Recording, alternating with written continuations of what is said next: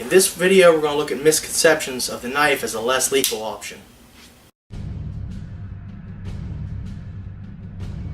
Guys, Paul from Warrior Tactical Systems here. In this video, we're going to talk about the knife and its role in use of force. I come first and foremost from a martial arts background, and the martial arts is great at teaching technique, but what many martial artists lack is an understanding of the legal use of force.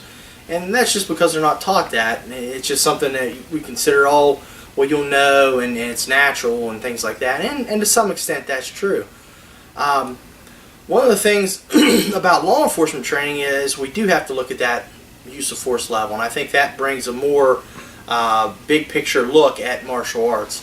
I was lucky enough to be one of a few Division of Corrections employees that had the opportunity to be master instructors in the defensive tactics program and build a defensive tactics program from the ground up for the West Virginia DOC. And that was a really great experience because everything we added to that program had to be put in that context of where it's going to fit in our use of force continuum and where it would be justified. So that's the kind of stuff we need to be thinking about with a knife. I have talked to many people that have done Filipino martial arts that train all the time.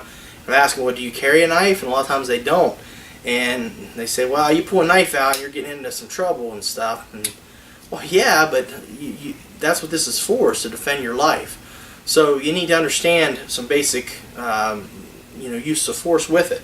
Some people think, oh, if somebody grabs me, I'll cut their arm, and that'll teach them a lesson. They'll stop attacking me and it'll be over.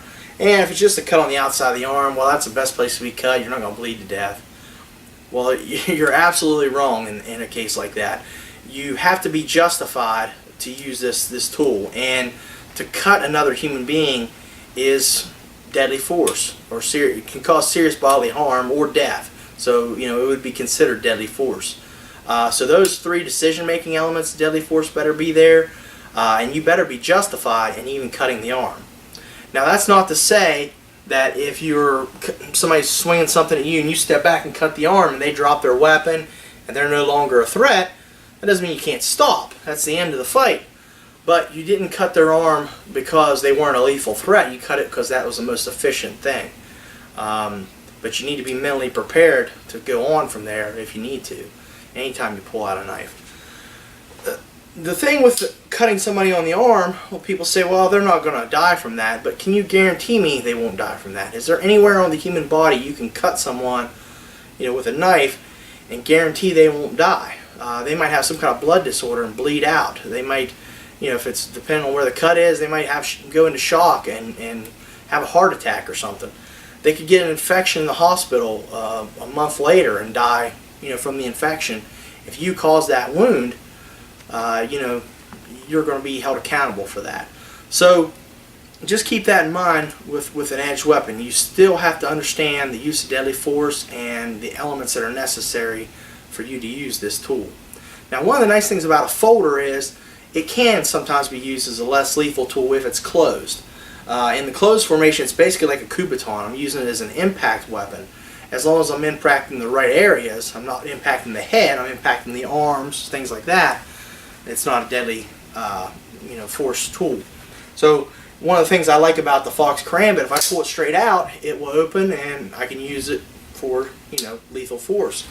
If I pull it up and back, it stays closed, and now I can use it as an impact tool. Obviously, if I was hitting to the head or something like that, that's still deadly force. But if I'm hitting to the arms, other areas, using it as a pressure to keep them away, well, then I have a legitimate, less lethal tool. And at any point, I can hook it, open it up, and be right back into deadly force. So, just some things to think about with the use of force with a knife. Alright guys, if you enjoyed that video, please click like and subscribe if you haven't already, and leave a comment below.